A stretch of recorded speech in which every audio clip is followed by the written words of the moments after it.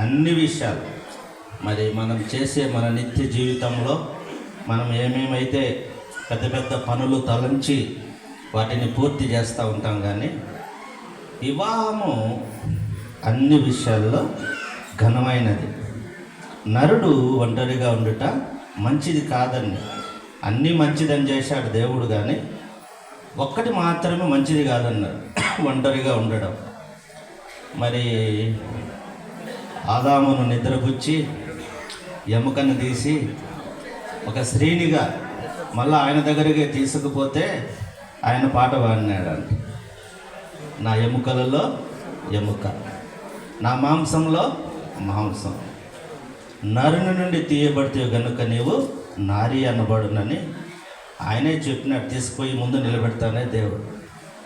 మొదటి వివాహము దేవుడే జరిగించాడు. వివాహ వ్యవస్థ అనేది చాలా ఉన్నతమైనది, గౌరవప్రదమైనది. ఎందుకు వివాహము ద్వారా దేవుడు మహిమ పొందాలంటే, సంతాన అభివృద్ధి జరిగి ఒక కుటుంబంగా దేవుణ్ణి ఆరాధించడానికి, ఆయన బిడ్డలుగా భూమిని నిండించడానికి ఆ వ్యవస్థను దేవుడే ఏర్పాటు చేశాడు. ఈరోజు వివాహం అన్ని విషయాల్లో ఘనమైనది అని మనం అనుకుంటాం. చాలామంది తేలిగ్గా మాట్లాడుతూ ఉంటారు. భార్య దొరికిన వానికి మేలు దొరికినంటే తేలు దొరికినని, కుడుతూ ఉంటుందని, ప్రతి దానికి ఇబ్బంది అని చెప్పుకుంటూ ఉంటారు. ఏదైనా దేవుడు ఏర్పాటు చేసిన వివాహం చాలా విలువైనదిగా మనం చూడాలి. ఈ ఘనమైనది అనేదానికి దేనిని బట్టి ఘనమైనది? ఈ వివాహము దేన్ని బట్టి ఘనమైనది అంటున్నాడు. మరి భార్య మరి వధూవరులను బట్టి ఘనమైనదా, లేదంటే పెద్ద ఫంక్షన్ హాల్ చేసి దీంట్లో వివాహం ఘనముగా జరిగించడం అని ఇదే ఘనముగా అని అనుకుంటున్నారా? కానే కాదు. దేవుడు వివాహాన్ని చేశాడు కాబట్టి, ఘనుడైన దేవుడు ఆయన పనిని జరిగించాడు, వివాహం జరిగించాడు కాబట్టి ఘనమైంది. కానీ మనం ఎవ్వరము ఎన్ని అనుకూలాలు కానీ ఎన్ని వెరైటీస్, ఇప్పుడు పెళ్ళిలో ఏమేమి చేశారు, మరి ఎంత బంగారు లేదంటే ఎంత కాస్ట్లీగా పెళ్లి చేసేది ఘనమైనది కాదు. ఎందుకంటే అది దేవుడు, ఘనుడైన యెహోవా, ఘనుడైన యేసుక్రీస్తు మరి వారు చేశారు కాబట్టి ఇది ఘనమైన వివాహం. అంతేగాని మనము పెద్ద పెద్ద హంగులు ఆర్భాటాలు పెట్టి చేశాం కాబట్టి ఘనంగా జరిగిందనడానికి వీలు లేదు. ఎందుకంటే దేవుడు జరిపించాడు కాబట్టి ఇది ఘనమైన వివాహం అని మనము జ్ఞాపకం చేసుకోవాలి. అలాగే తన శరీరముతో మరి వారిని ఘనపరచమని మరి లేఖనాలు చెప్తూ ఉంటాయి. గౌరవించాలి, ఘనపరచాలి అని. ఈ వివాహంలో మరి యేసుక్రీస్తును మరి పిలిచారా పెళ్ళికి? అందరినీ పిలిచారు, బంధువులను ఆయన పిలిచారా? మేమైతే మాకు ఈ కార్డు వచ్చిన వాళ్ళంటే వీళ్ళ కోసం ప్రార్థన చేస్తాము.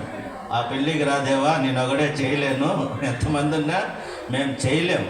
ఎందుకంటే మానవులు కాబట్టి మాకు ఆ ధైర్యం లేదు. నీవుంటే మేము చేయగలం. తమ్ముడు పాట పడినాడు, ఏమైనా చేయగలవని. ఆయన ఉంటే ఏమైనా చేస్తాం. అందుకోసమనే మీరు పిలిచారా లేదా అనేది మీరే తెలుసుకోవాలి. దేవుణ్ణి పిలిచారా? దేవా ఈరోజు నా వివాహము, ఇద్దరు మీ పిలిచినారా? అట్ట కాదు. కానా వివాహానికి యేసుక్రీస్తు ఆయన శిష్యులను పిలువబడిరి, ఆయన పిలిచాడు. మనం కూడుకుంటే వస్తా అనేది అది వేరే విషయం. మనము బంధువులను, రక్త సంబంధికులు, స్నేహితులను అందరినీ పిలిచాము, కానీ యేసుక్రీస్తును పిలవడం అనేది గొప్ప విషయము. ఆయన ఉంటేనే అది ఘనమైన పెళ్ళి, ఆయన లేకపోతే ఘనము రాదు. కాబట్టి ఈ దినాన మన మధ్యలో ఉన్నాడని మేము నమ్ముతున్నాం. ఆయన జరిపిస్తున్నాడు, పరిశుద్ధాత్మ తండ్రి ఇక్కడ ఉన్నాడని మేము కూడా నమ్ముతున్నాము. అందుకోసం నేను పిలువబడినప్పుడు ఆయన వస్తే ఏం జరుగుతుంది? ఘనముగా జరగడానికి కారణం ఏమంటే, ఏదైనా లోటుపాట్లు ఉంటే సరిచేస్తాడు ఆయన. మేము చేయలేము. మేము ఇక్కడికి వచ్చి దీనిపైన క్లాత్ వేసుకోవడానికి మాకు గంట పట్టింది టైం, దీనిపైన క్లాత్ వేసుకోవడానికి. అదే దేవుడు వస్తే నీ పెళ్లిలో ఏమైతే లోపం ఉన్నదో అదంతా సరిచేస్తాడు. అక్కడ రాతి బాణంలో ఖాళీ అయిపోయినాయి. ఏమైపోయింది? ద్రాక్షారసం. ద్రాక్షారసం సంతోషానికి గుర్తు, సంతోషం తక్కువైపోయింది. 6 రాతి బాణల్లో నీటిని నింపమని. నింపేవాడు ఎందుకు, నీళ్ళు ఎందుకు అని అడగల, కానీ నింపాడు. అది ద్రాక్షారసముగా ముందుటి కంటే ఎక్కువ రుచిగా మారిపోయింది. ఈరోజు ఈ వివాహంలో ఏదైనా పొరపాటు, ఏదైనా కొదువు అనేది ఉంటే దేవుడు దాన్ని ఫుల్ఫిల్ చేస్తాడు, దాన్ని నింపుతాడు. 6 రాతి బాణలు ఎవరు? 6 రాతి బాణలు ఎప్పుడైతే నిండి ఉంటాయో పెళ్లి కుమారుడు తల్లి, పెళ్లి కుమారుడు తండ్రి, వీళ్ళొక 3 రాతి బాణలు. పెళ్లి కుమార్తె వాళ్ళ తండ్రి, వాళ్ళ తల్లి 3 రాతి బాణలు. ద్రాక్షారసముతో నింపబడాలి, వాక్యముతో నింపబడాలి. ఎప్పుడైతే వీరు 2 కుటుంబాలు 6 రాతి బాణలు ఎప్పుడైతే ద్రాక్షారసముతో నింపబడతాయో సంతోషం ఉంటుంది, లేదంటే కొట్లాట్లు వస్తాయి. ఎందుకంటే ఆమె పెరిగిన వాతావరణము, ఆమె సంప్రదాయము, ఆమె ఊరు వేరే. నువ్వు పెరిగిన వాతావరణము, నీ సాంప్రదాయము, నీ ఆహారపు అలవాట్లు, ఆమె ఆహారపు అలవాట్లు వేరువేరుగా ఉంటాయి. 2 కుటుంబాలు ఒక్కటి కావాలంటే దేంతో నింపబడాలి? నీతితో నింపబడాలి. నీరు దేనికి సాదృశ్యము? వాక్యానికి సాదృశ్యం. ఈ 6 మంది వాక్యములో నింపబడాలి, వాక్యముతో నింపబడాలి, వాక్యాన్ని చదవాలి. వాక్యం చదివేవాడు తప్పు చేయడానికి భయపడతాడు. వాక్యం లేని కుటుంబమే ఎదురు తిరుగుతుంది. బాగా గుర్తుపెట్టుకోండి దేవుని ప్రియ సంగమా. ఈరోజు వివాహమైన వారు కూడా ఉన్నారు. మీ కుటుంబాల్లో సంతోషం ఉండాలంటే కీర్తన 16:11 వచనంలో ఒక మాట ఉంది. కీర్తన 16:11 వచనంలో ఒకసారి చదివితే చూడండి. కీర్తన 16:11 వచనం. జీవ మార్గమును నీవు నాకు తెలియజేసేదవు. నీ సన్నిధిని సంపూర్ణ సంతోషము కలదు. ఏడుందంట సంతోషము? నీ సన్నిధిని సంపూర్ణ సంతోషము కలదు. నీ కుడి చేతులు నిత్యము సుఖము కలవు. నీ కుడి చేతిలో నిత్యము సుఖములు కలవు. మరి మీరిద్దరు సమస్యలు వస్తాయా రావా? పెళ్ళైన వారికి చెప్పండి. ఎంత దేవుని కార్యమైన జరిగినా సమస్యలు వస్తాయా రావా? రావని ఎవరికి అని చెప్పలేదు, వస్తాయి, సమస్యలు వస్తాయి. అయితే నేను ఇప్పుడు చూస్తే ఆమె రెడీ కాల మాకు తొందర పెడతా అంటే ఈయన రిక్వెస్ట్ చేసుకుంటాడు. ఎవరు? అబ్రహాం రిక్వెస్ట్ చేసుకుంటూ 50 మంది ఉంటే ఏం చేయవా, 2 ఉంటే ఏం చేయవా, 10 మంది ఉంటే ఏం చేయవని 10 నిమిషాలు, ఫస్ట్ 15 నిమిషాలు అన్నాడు, మళ్ళీ 10 నిమిషాలు అన్నాడు, మళ్ళీ 2 నిమిషాలు సార్ వచ్చేస్తా సార్ అంటే ప్రేమ ఉంది. కానీ ఇది చివరి వరకు కొనసాగాలి. ఎప్పటి వరకు కొనసాగాల? మామూలు చెప్తా ఉంటారు. మామూలుగా పురుషుడు తన తల్లిదండ్రులు వదిలి భార్యను హత్తుకొను, తర్వాత మొత్తుకొనుంట. తర్వాత ఏం చేస్తాడు? పురుషుడు తల్లిదండ్రులను వదిలి భార్యను హత్తుకుంటాడంట, తర్వాత మొత్తుకుంటాడంట. అటు ఉండకుండా ఉండాలంటే దేవుని సన్నిధిలో సంపూర్ణ సంతోషం ఉన్నది. మీరు ఇరువురికి చిన్న చిన్న తగాదాలు, ఏదో ఒక విషయంలో పొరపాటు వస్తే మీరు వెళ్ళాల్సింది ఎవరి దగ్గరికి? అమ్మా ఆ పాప అట్ట చేసిందని ఫోన్ చేయడం కాదు. మీరు అమ్మా నేను ఎక్కడ దూరము విజయవాడ నుంచి ఇక్కడ చేశారు, సమస్య వచ్చిందని మీరు ఫోన్ చేయడం కాదు. మీరిద్దరూ కలిసి దేవుని సముఖంలో కూర్చొని ప్రార్థన చేయాలి. దేవా, మమ్మల్ని జతపరిచింది నీవు, మమ్మల్ని సరిచేసేది కూడా నీవే. ఫోన్ ఇప్పుడు ఫ్రీ ఫైర్ ఎంతసేపు మాట్లాడినా, గంట మాట్లాడినా లేదని చెప్పేసి ఇక్కడ జరిగేటన్ని విషయాలు పూసగుచ్చినట్టు చెప్పి మీ అమ్మ మీ నాయనకు వాళ్ళను బాధ పెట్టి లేదంటే ఆమె ఏమన్నా చేసేదాన్ని అమ్మా నాయనకు చెప్పి నీవు చెప్పి ఏమవుతుందంటే సాతానునికి కుటుంబ వ్యవస్థను పాడు చేయాలనే ఉద్దేశం వాడు మొదటి నుంచి అవ్వాదం కానించి వాడి ప్రయత్నం. దేవుడైతే దాన్ని కట్టాలని చూస్తూ ఉంటాడు. మీరు దేవుని సన్నిధికి రావాలనేదే దేవుని ఉద్దేశం. చిన్న చిన్న సమస్యలు ఎవరికైనా వస్తాయి, ఎందుకు ఎట్టటోళ్ళకైనా వస్తాయి, కానీ ప్రేమ కలిగి ఉండాల. కాబట్టి దేవుడు గనుడైన దేవుడు వివాహం చేశాడు కాబట్టి అది ఘనమైనది. రెండోది, వివాహము విలువైనది. వివాహం ఎటువంటిది? రెండో పాయింట్, చాలా విలువ కలిగినది.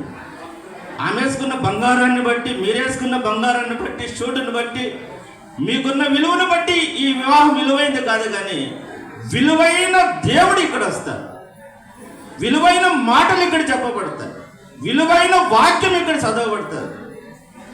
ఈ మాటల ద్వారా దేవుడు మరి ఎంత ఖర్చు పెట్టినా, ఎంత స్త్రీ పురుషుల బట్టలు విలువైనవి కాకపోయినా, స్త్రీ పురుషులు మీరిద్దరూ విలువైన వారు దేవునికి. మీరిద్దరు విలువైన, మిమ్మల్ని బట్టి దేవునికి విలువ. ఆయన ఉన్నాడు కాబట్టి ఆయన బిడ్డలైన మీకు విలువ వస్తుందని ఉన్నది. అలాగే సామెతలు 31:10 చూస్తే, గుణవతి అయిన భార్య దొరుకుట అరుదు, అట్టిది ముత్యము కంటే అమూల్యమైనది. గుణవతి అయిన భార్య దొరకటం అరుదు, చాలా రేరుగా అందరూ ఉంటారు. నేను మా భార్య గురించి చెప్తా ఉంటా. మాకు 25 ఏళ్ళు పెళ్ళి అయింది. మొదట్లో నాకేం ఇష్టంలే పెళ్లి చేసుకున్నారు, ఆయమంటేనే ఇష్టంలే. రాంగ ఇష్టం పెరిగింది. నాకేం ఇష్టం లేదు. ఎందుకు ఇష్టం లేదంటే మేనమామ కూతురు కాబట్టి, మేనత్త కూతురు కాబట్టి రోజు చూస్తూ ఉంటాం. కొత్త వాళ్ళు అయితే ఉంటుంది, కానీ రోజు చూసే వాళ్ళతో అంత ఉండదు. కానీ ఇష్టం లేకున్నాను, కానీ చేసుకున్నాను. నేను అందుకే అప్పుడప్పుడు చెప్తూ ఉంటా, దేవుడు ఆదాముకు ఎమక తీసినాడు కదా, ఎమకే కదా సైడ్ రిప్స్లో తీశాడు కదా, బర్రెమక తీశాడు కదా. నేనైతే గుండెకాయ తీసినాడేమో నాకు అనుకుంటా. నేను చెక్ చేసుకుంటా, ఎప్పుడన్నా ఎక్స్రే తీసి చూపించుకోవాలా, నాకు ఎమక తీసి చేయలేదేమో నాకు భారీగా, ఏమన్నా గుండె ఏమన్నా ఒక రవ్వ ముక్క తీసి చేసినాడేమో. కాబట్టి ఇది నాన్న ప్రేమించాలి. విలువ కలిగిన భార్య దొరుకుట అరుదు, ముత్యము కంటే అమూల్యమైన వాటిని కాపాడుకోవాలి, జాగ్రత్తగా చూసుకోవాలి. కాబట్టి ఆమె విలువైనదని నువ్వు జ్ఞాపకం చేసుకోవాలా, అమూల్యమైనదని జ్ఞాపకం చేసుకోవాలా. అలాగే చూడండి, సామెతలు 12:4 యోగ్యురాలు తన పెనిమిటికి కిరీటం అంట. యోగ్యురాలు తన పెనిమిటికి కిరీటం లాంటిది. కిరీటం అంటే ఒక హోదా. ఈరోజు నీకు హోదా వచ్చింది. నీవు బెంగళూరులో జాబ్ చేస్తావన్నా బ్యాచులర్కి రూమ్ ఇస్తారు ఎవరన్నా?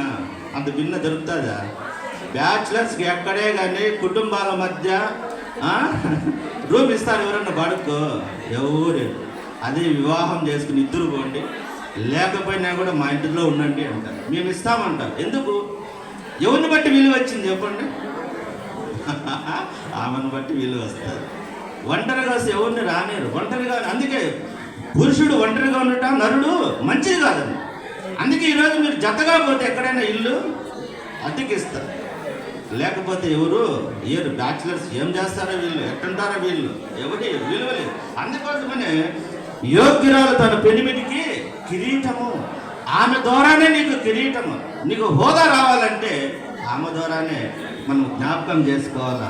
అలాగే విలువైనదని మనము జ్ఞాపకం చేసుకోవాలి. ఇంకా చూడండి, సామెతల గ్రంథం 18:22 చూస్తే, భార్య దొరికిన వానికి మేలు దొరికిను, అట్టివాడు యెహోవా వలన అనుగ్రహం పొందినవాడు. దేవుని అనుగ్రహాన్ని పొందాడు. సుష్మా సాహితీ దొరకడము దేవుని అనుగ్రహము. ఆమె నీకు దొరకడం అనుగ్రహం. కాబట్టి ఏం చేయాలా? జాగ్రత్తగా చూసి ప్రేమించాలి. యేసుక్రీస్తు ప్రభువు వారు సంఘం కోసం తన ప్రాణాన్ని పెట్టాడు. అంత ప్రేమ. మీరు ఇద్దరు శరీరాలుగా, ఇద్దరు కాదు, ఒక్కరే. కాబట్టి జ్ఞాపకం చేసుకున్నాం. మూడోది ఎందుకంటే చూస్తాము, వివాహము బలమైనది. మూడోది వివాహము ఘనమైనది. రెండవది విలువైనది, మూడోది బలమైన వ్యవస్థ. ఏ మనుషులు దీనిని వేరుపరచకూడదు, దేవుడు జతపరిచిన దానిని వేరుపరచకూడదు అని మరి దేవుని వాక్యం సెలవిస్తూ ఉన్నది. మార్కు సువార్త 10:9 మాట ఉన్నది, కాబట్టి వారికను ఇద్దరు కాక ఏక శరీరంగా ఉన్నారు కనుక దేవుడు జతపరిచిన వారిని మనుషుడు వేరుపరచకూడదు.